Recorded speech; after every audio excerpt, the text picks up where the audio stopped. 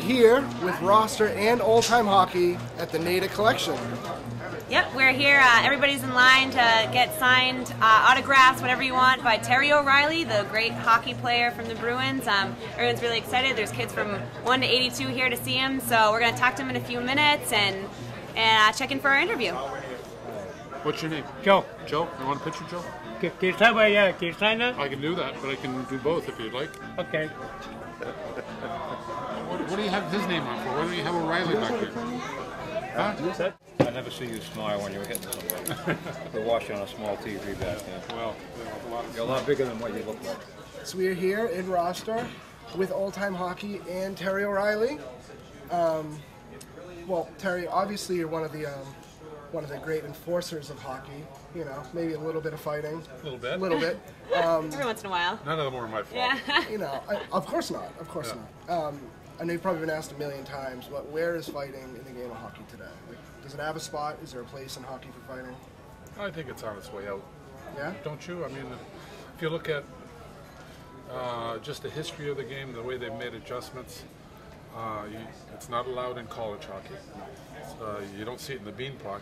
And if you go to the Boston Garden and watch that Beanpot tournament, you won't find a more intense brand of hockey. And you probably all watched the gold medal game between the U.S. and Canada. Congratulations on the silver medal. But It's true, it's true. But that was great hockey. I don't think they went into overtime for the gold medal.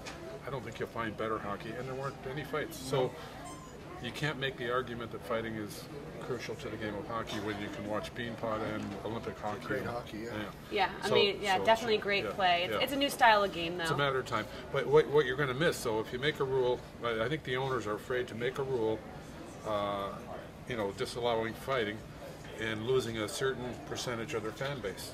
Right. And so it's just a matter of courage for the owners to. It is. There's a demographic that's still tuned into that for sure. But you also have to look at the point that if fighting is allowed, when a smaller player or a player that doesn't fight is going into the corner against a very aggressive big player, does it affect how he approaches what he has to do? Mm-hmm. It has to. I'm sure it does. He has to go, well, no, it doesn't. See, some players aren't affected by that. Okay. And that's where the courage of the game comes in. And a true hockey fan is watching that for a player. He's going to go into the corner hard, hit that big tough guy, and suffer the consequences. He might get punched in the nose, or he might sort of meander into the corner and avoid his responsibility. I didn't get there in time. Right. And a real hockey purist is watching that because when fighting is allowed, it affects players' decisions. It affects their ability to perform, and it's part of the game. Right now, it is, and we will lose that. But I think we can do without it. And I have to say that actually one of the stories that my stepdad, obviously before he knew I was coming to talk to you, he told me, you have to talk to him about Dale Hunter from Quebec. Oh, yes. Yeah. Back in the day, you were the enforcer for the Bruins, and he was the enforcer. Yeah. And you had a rivalry. You kind of had that rivalry back and forth. Yeah. And do you think that aspect is kind of the fact that it's kind of missing with those hardcore players having that rivalry, defending their teams, where you were known for defending your guys? Well, do you think that's changed the way that the team mentality is approached in sport nowadays? Well, I don't think that part has changed since fighting is still allowed. There's still players on the team that are they're responsible for that aspect of it, and Sean Thornton would probably be the leader of that group. Absolutely. In order to have a championship team, you need 5 or 6 guys that can really handle themselves. And on the Bruins, Sean Thornton leads that group. And Milan Lucic has shown that he can handle that part of the game. Mm-hmm. And of course, Chara, he's the heavyweight if anybody has to get into it.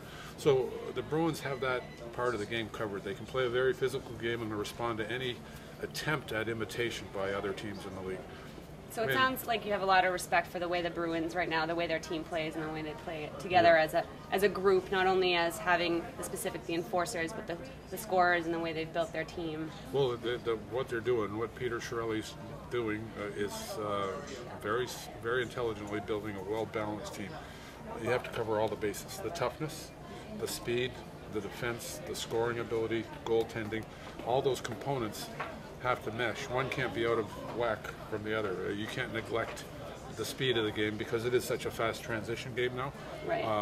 But if you just plug all these speedsters into your lineup and you got kids scooting up and down the ice, but they're getting the daylight speed out of them because you've neglected the physical part of the game, then you've got a big weakness in your program. Right. But I don't think the Bruins have a weakness right now. If they get their three forwards back that they're missing, Sturm, Savard, and Krejci, then they're going to have to make some tough decisions. I agree. Agreed. Well, thank you so much for taking the time to talk to us. It was great to talk to you. Thanks, Thank you so Tanya. much. Thank you. Thanks, Mike. Thanks a lot. And well, back to us in the studio. Thanks.